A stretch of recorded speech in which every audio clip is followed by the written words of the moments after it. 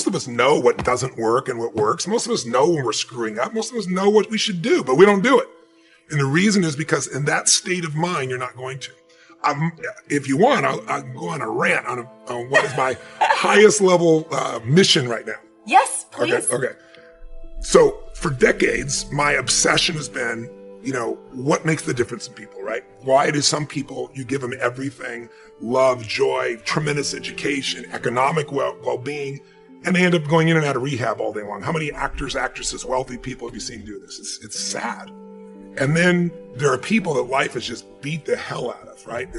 People have gone through physical abuse, sexual abuse, emotional, spiritual abuse. And many of those people, rather than being broken, become so hungry, so driven, because they don't want anybody else to experience that. I'm an example of that they become masterful in things, right? But along the way, I was like, okay, so what am I really about? I said, my real mission is to help people get what they really want and help them have what I would call, you might say, I want to lose weight, I want to make more money, I want to have a better relationship. But what people really want is an extraordinary life, a magnificent life, which to me is life on your terms. Not Tony's terms, not your friend's terms, not even your spouse's terms. Like, what is going to light you up in this life? And once people know what that is, you need two skills to get there. One I've taught for decades, the science of achievement. And you know me well enough, and I know you well enough, that we both have been obsessive about finding the strategies that can help people get the result they want faster than they ever have. And you're brilliant at it, and I'm really good at it, and we have a lot of friends that are really good at it. But most people can figure that out. We can help them do it faster. And I think that's a great service, and I love being able to do that. And I love knowing answers that can help people so quickly. But it's a science to achieve, meaning if you look around and I wrote a book, about a year ago. I spent 4 years on it, and I wanted to answer the question, how do I help people financially in a world where most people are suffering, especially with the markets in turmoil? And I thought, I don't have those answers. I have some answers. The people with the best answers, the ones you should go. If you want to achieve something, find somebody who did the result you want and model them. Success leaves clues. Go find out, right? My original teacher, Jim Rohn, taught me that. I never forgot it. So I went out and interviewed 50 of the smartest financial people in the world. Everybody from Warren Buffett, Carl Icahn, and I found the common patterns. If you live by these patterns, you'll have more than enough money. You may not be a billionaire, but you'll have more than enough money. If you violate these rules, the science, you're going to have too much money at the end of the money. You're going to be stressed out. Same thing with your body. We're all biochemically unique, but there are rules you and I both know scientifically that if we violate them, our energy drops. If we align, and we're going to have disease, if we align with them, high energy. So that's the science of achievement. Learn to measure progress. Once you've set up a project now, you want to turn nothing into something. Now you must measure your progress. How are you doing? Here's how we teach it to our children. Life expects us to make measurable progress in reasonable time. Measurable progress in reasonable time. That is the game of life. So part of it is not just to set up the proposed project, but as we start working on it, we start measuring how we're doing. Now, first, what is reasonable time? You can't ask someone every 5 minutes, how are you doing now? See, that's too soon. Guy says, I haven't left the building yet. Give me a break. Now, we can't wait 5 years. That's too long. So there's reasonable time. So make this note now. What is reasonable time? 1, at the end of the day. A conversation a father should have with his daughter today, because the magic is there. If he waits till tomorrow, the magic may be gone. Today. Next is a week. Make that note. Usually, we get paid by the week. Somebody adds up our value to the marketplace, out comes the check. The next week, somebody adds up our value to the marketplace, out comes the check. What I learned to do is to change my value to the marketplace so the check kept getting bigger and bigger and bigger. I didn't have to change the economy. I only had to change myself. Measure your own progress. Success is a numbers game. We demanded of our children, how many years do you want your child to spend in 4th grade? Approximately. About 1 year, right? You say, well, if they're nice kids, would you give them 3 or 4 years? You say, no. This is not a nice game. This is getting ready for the future. This is getting ready for the challenges and the opportunities. You can't linger in 1 grade more than 1 year.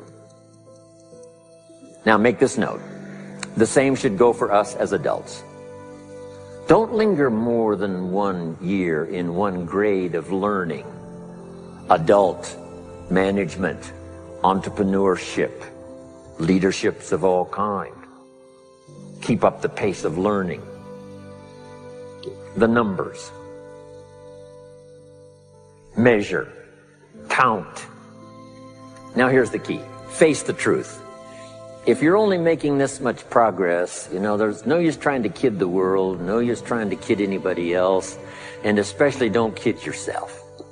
If in a period of time you've only made so much progress, you just got to swallow hard and say, this is the truth. I've got to face it. Now, what could I do to start increasing my progress and make my health better, make my income better, make my investments better, make my value to the marketplace much better, get busy learning the second skill and the third skill and the next language and the next language to increase my value? I got to get busy and do that. See, if you will do that, I promise you, one of the greatest motivating factors in the world is progress. And if you'll measure it, you'll get excited. If you constantly remind yourself, after every defeat, after every setback, every time you get knocked down, I've got a saying, if life knocks you down, try and land on your back, because if you can look up, you can get up. See, a lot of people, because of failure, they stop believing. Let me share something with you. You will fail your way to success. Yes. 8 out of 10 millionaires have been financially bankrupt. You will fail your way to success. It doesn't matter how many times you fail. It doesn't matter how many times people tell you that you can't do it. It doesn't matter if you don't have a dime in the bank. You will fail your way to success. First day I went to school, I was in a classroom. By the time I was, 6 years old, didn't go to school until I was 6 years old because I was living with my grandmother at that time. Sure. But she had taught me how to read the Bible stories. So I went into the classroom knowing Nicodemus, Shadrach, Meshach, and Abednego. I could spell all of those words. I thought I was preaching to my kindergarten teacher. So she was like, who is this girl? So I was never placed in an environment where I was ever made to feel inferior. I always felt like I'm the smartest kid in this room. And because I was never placed never put in a position where I was made to feel less than, I didn't grow up feeling less than, you know? And the rest, as they say, is history. And the rest, they say, is history. And it's all about what you believe. I say this to, when I do something on my network now called Life Class, the fundamental key to success is what you believe is true for yourself. Not what you want, not what you desire. It's what do you believe? You can say, I want to be the most successful person in the world. Yeah. But if you believe that there's a glass ceiling and you're going to have a hard time kicking through that glass ceiling, you will be defined by the glass ceiling. And the great beauty and gift of my life is that I was never defined by the box that other people tried to put me in. The first thing I want you to know that success is not a destination, it's a journey.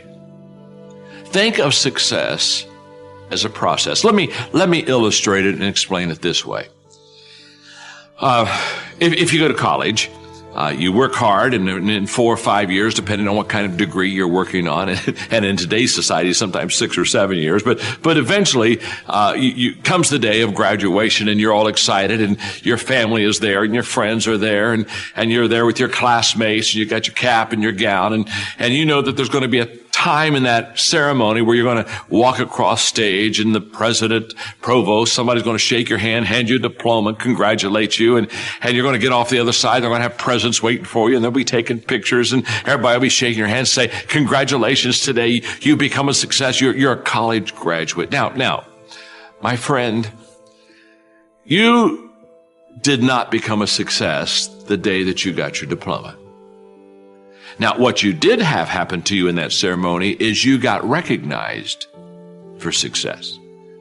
The diploma is recognition of what you have done the previous 4 or 5 years. You see, You were a success in your freshman year when you decided to not drop out of school like some of your other classmates and decided to stick to it. And you were a success every time you studied for a test. And you were a success every time you did a project or did a writing assignment. You see, you're a success all through school. You're a success every day. Success is a daily thing, not a destination thing.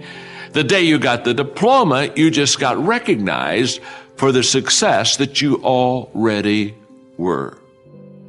Now that's very essential, because so many times people have a tendency to devalue the moment, today. What they do is they greatly value the destination. And so they kind of talk about, well, when I get there, or if I arrive there, or when I do that, or when I accomplish this.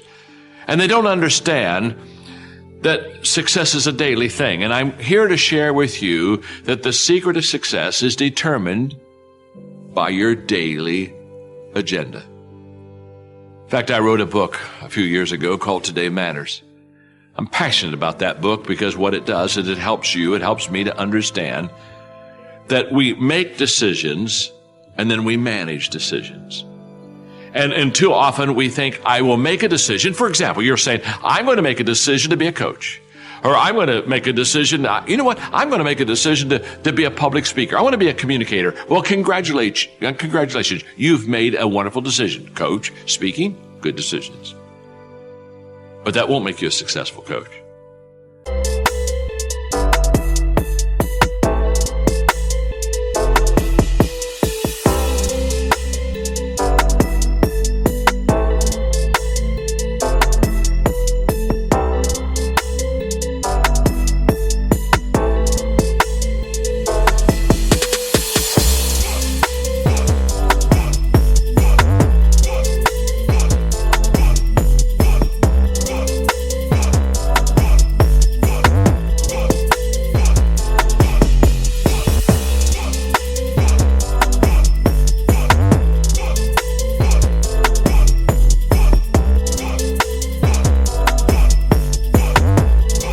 That won't make you a successful communicator. It's not the decision that makes you. You've got to make the decision by managing it, and you manage the decision on a daily basis. In other words, what you want to be tomorrow, you've got to do today. You visualize tomorrow. That gives you hope, and that's your motivation, and that's your dream. Nothing wrong with that. You visualize tomorrow, but you value today. What's that mean? That means that what I do every day is either getting me closer to that vision, that dream, that goal, or it's really driving me farther away from it. You see, every day, we are either repairing or we're preparing. You see, if I messed up yesterday, guess what I get to do today? Fix yesterday. In other words, if I didn't do the right thing yesterday, what I got to do today is I've got to repair. I've got to go back, make amends, backtrack, put the car in reverse, put my life in reverse. I've got to go back there. I've got to repair. Now, every day I spend repairing, I'm not spending preparing. Well, you see, we repair when we fail to manage the decisions that we've made. We prepare when we, on a daily basis, manage the decisions that we've made. So your footprints to success are really footprints of success. Because every step that is made and taken based upon the goals that you have for your life, and you're managing those goals correctly, every step is the progressive realization of success in your life. And by the way, you'll get the diploma, you'll get the certificate, but when you get that, you didn't arrive. It just is another step in preparing you to reach your potential. Each one of us should live our life as if we'll never learn everything we need to learn. We'll never be able to accomplish everything we wanted to accomplish. We won't be able to experience everything we wanted to experience. We should live our life every day hungry, understanding that we are to live until we die. You see, I think success can't be summarized in a flippant degree or program or diploma or arrival. I think today, if you are learning to coach, if you are learning to speak, if you're doing the things that are essential to the decisions and you're managing those decisions well, can I say something to you? Congratulations. You are already a success. Now, guess what? Over time, it shows up. You've heard the expression. You maybe even said it yourself. You've heard the expression, I'm sure. I've worked all my life to become an overnight success. That's the way it works.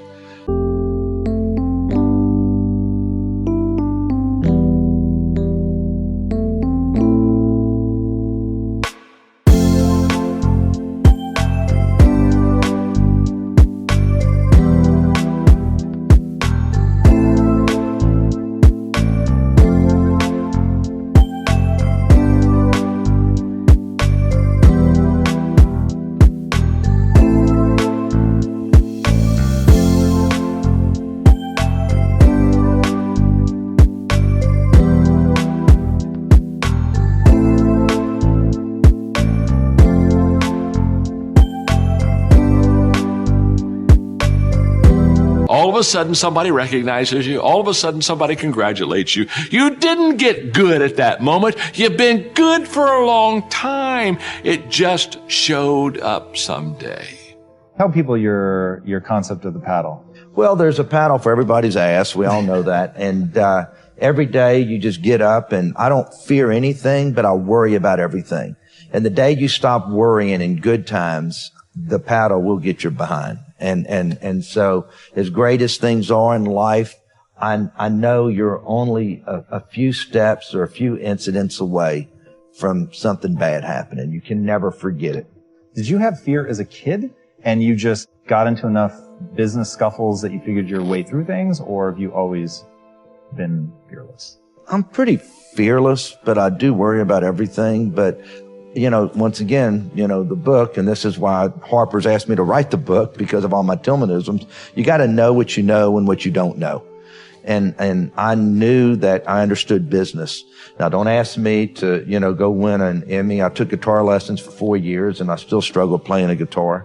I can't draw a stick person very good, but I knew that I understood business. So I know what I know, and I know how to do due diligence on a deal. I don't worry about making a bad deal because I feel like that's what I know. So no fear when it comes to that.